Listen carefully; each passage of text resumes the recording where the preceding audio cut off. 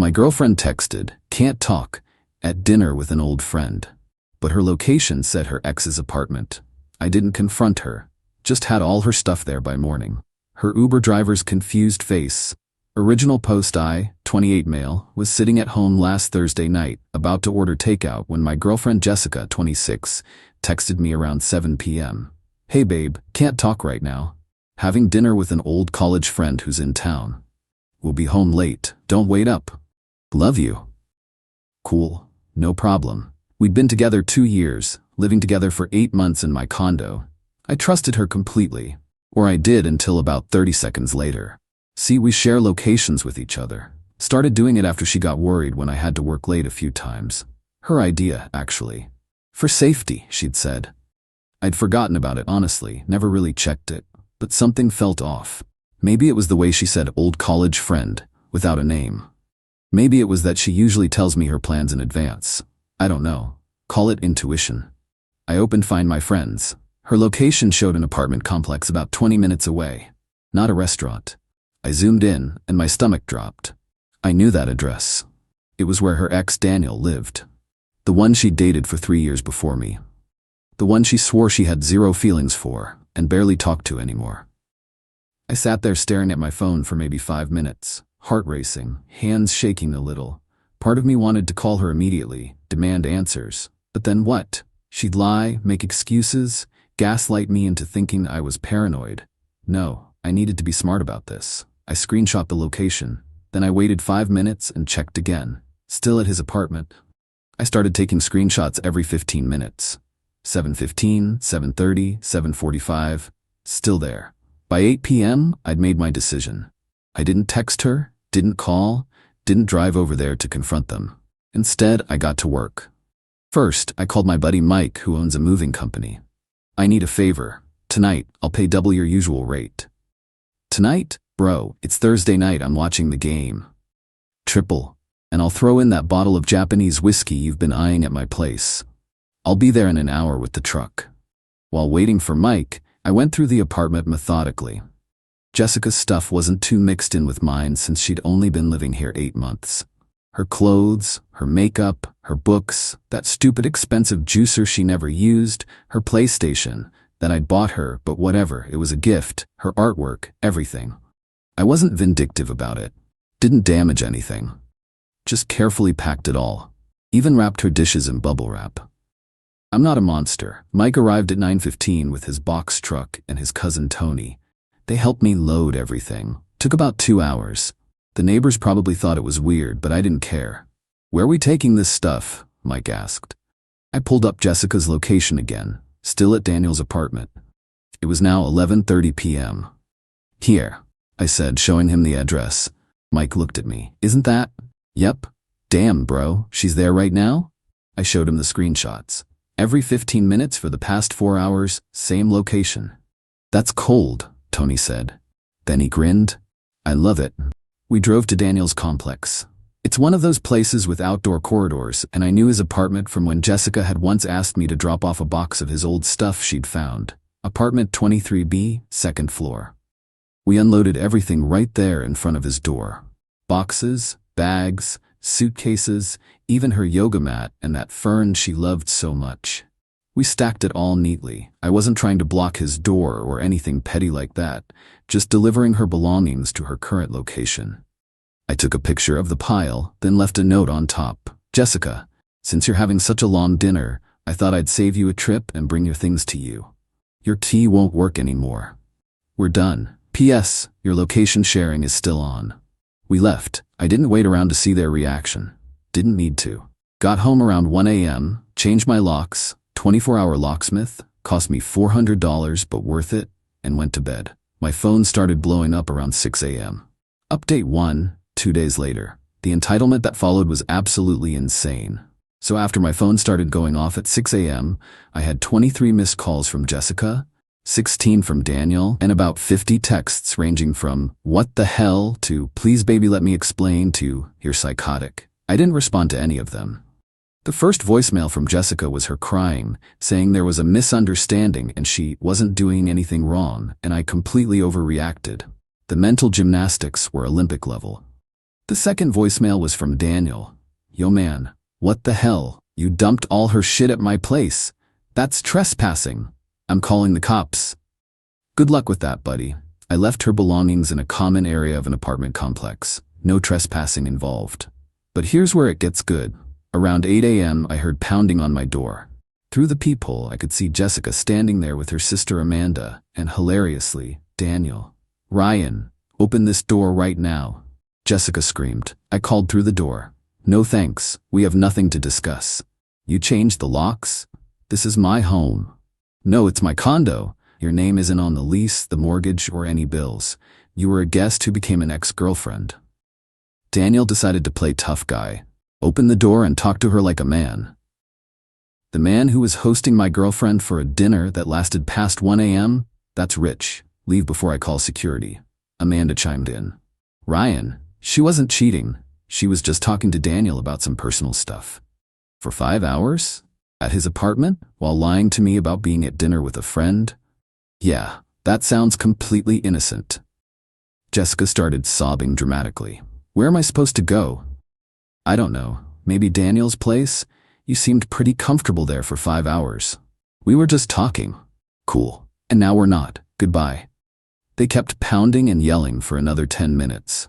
I started recording on my phone in case I needed it for legal reasons. Eventually, building security showed up, I may have called them, and escorted them out. But the entitlement ramped up from there. Later that day, Jessica's mom, Patricia, called me. Now, I used to like Patricia. We got along well. But apparently, blood is thicker than common sense. Ryan, sweetheart, she started in that fake sweet voice. Jessica explained everything. She was at Daniel's getting closure. You've traumatized her by throwing her out. Patricia, she lied to me about where she was going. Spent 5 hours at her ex's apartment, and I have screenshots proving it. I didn't throw her out. I relocated her belongings to where she chose to be. She's staying with me now, and she's a mess. You need to let her come get her things properly. She has her things. I delivered them all to Daniel's apartment. Some of them got damaged. It rained that night. Not my problem. Should have thought about that before the 5-hour closure session. That's unfortunate, I said. Maybe she should have been honest about where she was going. Patricia's fake sweetness disappeared. You're going to regret this. She could sue you for illegal eviction. She wasn't a tenant, Patricia. She was a guest. No lease, no rent payments, no mail in her name here. I consulted a lawyer already. Have a nice day. I hung up. Then came the social media assault, but not the usual he's abusive posts. No, Jessica went with a different strategy. She posted a long story about how I was too insecure to handle her having male friends, and how I stalked her location and threw a tantrum like a child. The comments were interesting. Some of her friends bought it, but others were asking questions like, wait, why were you at his apartment though? And why did you lie about where you were? I didn't engage, didn't post anything, just watched it unfold. But Daniel's girlfriend found the post. Oh yeah, turns out Daniel had a girlfriend, Sophie. And Sophie was not happy to learn he'd had his ex over for 5 hours while she was working her night shift as a nurse. Sophie commented, "Are you kidding me right now? You were at my boyfriend's apartment until 1 a.m.? The post got deleted real quick after that, but screenshots were already circulating. Update 2, 1 week later. The escalation over the past week has been absolutely unhinged. First, Jessica tried to claim I stole some of her stuff. She filed a police report saying I kept her grandmother's necklace. She never had one. Her laptop, which she took to Daniel's that night. I have her location data showing she left my place with it, and $3,000 in cash she supposedly kept hidden in the bedroom. The cops came by to question me. I showed them my security footage from inside my condo. Yeah, I have cameras in the common areas. She knew about them. The footage clearly showed me and Mike packing everything, and you can see her laptop bag going into a box. No mysterious cash anywhere. The officer looked tired. Sir, did she ever pay rent? No. Is her name on any documentation for this residence? No. Did you damage any of her property? No, I actually wrapped her dishes in bubble wrap. He closed his notebook.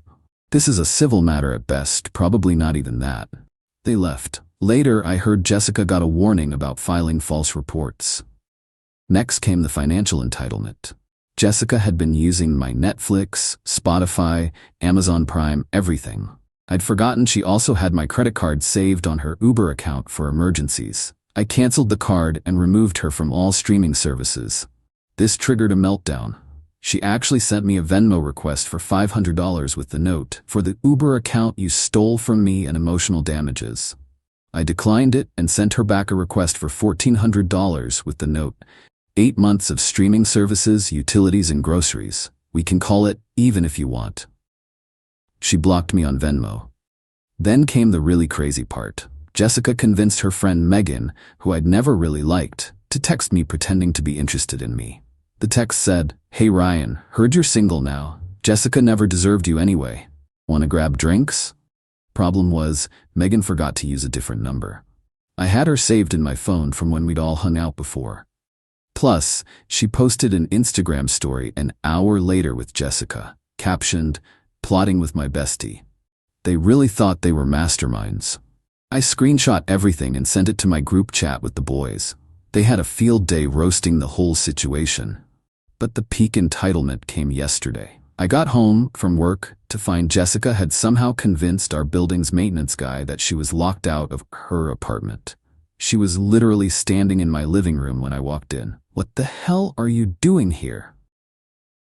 She tried to act casual. "I came to get the rest of my things." "What rest? I gave you everything." "No, you forgot some items." She was opening my drawers, clearly looking for stuff that wasn't hers. I immediately started recording on my phone. "Jessica, you're trespassing. Leave now." "This was my home too." "No, it wasn't. You were a guest. You're now breaking and entering." She grabbed a throw pillow off my couch. "This is mine. I bought that 2 years before I met you." "Well, I'm taking it as compensation for my emotional distress." The maintenance guy, Rob, was standing there looking mortified. "She said she lived here." "Rob, have you ever seen her on the lease? Ever seen her pick up a package from the office? Get any mail here?" He shook his head, backing toward the door. "I'm sorry, man. She was really convincing." I looked at Jessica. "You have 10 seconds to leave before I call the police, and leave the pillow." She threw it at me and stormed out, but not before trying to grab my Nintendo Switch off the entertainment center. I blocked her. "That's mine. You bought it for me." "I bought it for myself. You just used it sometimes. You're such an asshole." 10, 9, 8. She finally left. I immediately went to the building management office and filed a formal complaint. Rob got written up, and they put a note in the system that Jessica is not a resident and should not be given access. Then last night, the ultimate entitlement move. Daniel called me. Not Jessica, but Daniel. "Bro, we need to talk." "No, we don't." "Look, nothing happened between me and Jess, but even if it did, you had no right to dump her stuff at my place." "Even if it did? So you're admitting something might have happened?" "I'm not admitting anything. I'm just saying you acted crazy. Daniel, she was at your apartment from 7 p.m. to past 1 a.m. She lied about where she was. What would you think if your girlfriend did that?" "I'd trust her because I'm not insecure." "Right? How's Sophie, by the way?" Long pause. "We're working through some issues." "Issues like you having your ex over for 5 hours while she was at work? That's none of your business, and Jessica is none of yours. Lose my number." He hung up. Final update, 2 weeks later. "It's been 2 weeks since everything went down, and I wanted to give you all the conclusion to this disaster. After the breaking and entering incident, I filed for a restraining order. The judge granted a temporary one based on the security footage of her in my apartment without permission and the evidence of her filing false police reports. Jessica had to appear in court to contest it. She showed up with Patricia and Amanda, all dressed like they were going to church, trying to look innocent. Her lawyer argued that she had been a resident and had a right to retrieve her belongings. My lawyer shut that down quick with documentation showing she never received mail there, never paid rent, wasn't on any utilities, and had her legal address listed as her mom's house on her driver's license. The judge asked Jessica directly, "Did you enter the plaintiff's residence without permission after being told you weren't welcome?" She tried to explain. "I lived there." He threw me out illegally. "That's not what I asked. Did you enter without permission?" "The maintenance man let me in." After you told him you lived there, which you've just admitted in court you did not. This is concerning, Miss Winters. The restraining order was granted for 1 year. Jessica has to stay 100 yards away from me, my home, and my workplace. But the real karma came from an unexpected source. Remember Sophie, Daniel's girlfriend? Well, she reached out to me through Instagram. Not to blame me or defend anyone, but to thank me. Turns out, this wasn't the first time Daniel had his ex-girlfriends over while she was at work. She'd been suspicious for months, but he always gaslit her into thinking she was paranoid. My pile of Jessica's belongings at his door at 1 a.m. was the evidence she needed. She dumped him and moved out. But here's the beautiful part. The apartment was actually hers. She'd been the one on the lease, paying most of the rent, while Daniel looked for better work. For the past year. So now Daniel is homeless, couch surfing with friends. And Jessica? Well, without Daniel's apartment to run to and with the restraining order against visiting mine, she's stuck at Patricia's house. But even that came with consequences. Patricia called me one last time, trying to guilt-trip me into dropping the restraining order.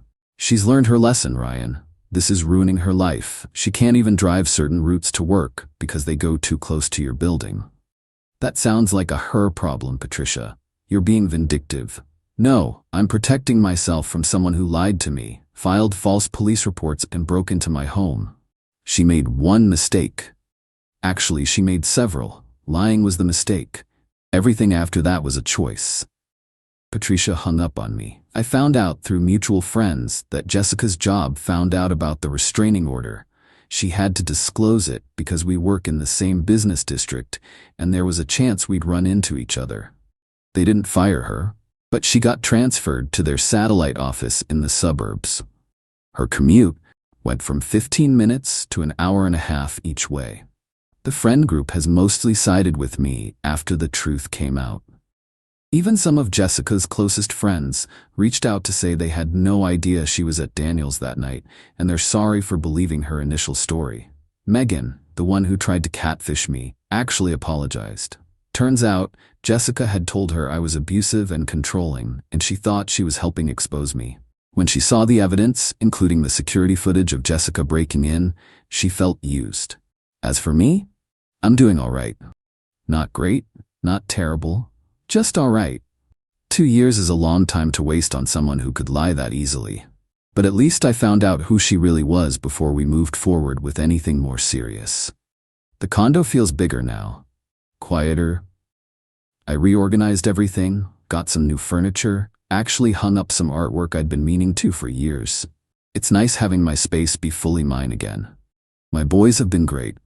Mike hasn't let me pay for a single beer since this went down. Says the entertainment value of that night was worth way more than the moving fee I paid him. His cousin Tony still tells the story to anyone who'll listen, adding new details every time. Last I heard, in his version, we needed a crane to move all her stuff. I'm not dating yet. Not really interested right now. Trust issues are real after something like this, but my therapist says that's normal and healthy. Taking time to process and heal. Oh, and the cherry on top? Last week I got a notification that someone tried to sign into my Netflix account. The location? Patricia's house. They're really still trying to use my streaming services. I changed all my passwords again and set up 2-factor authentication on everything. The lesson learned? Always trust your gut. If something feels off, it probably is. And when someone shows you who they really are, through lies, manipulation, and entitlement, believe them the first time. Also, turn off location sharing with your ex.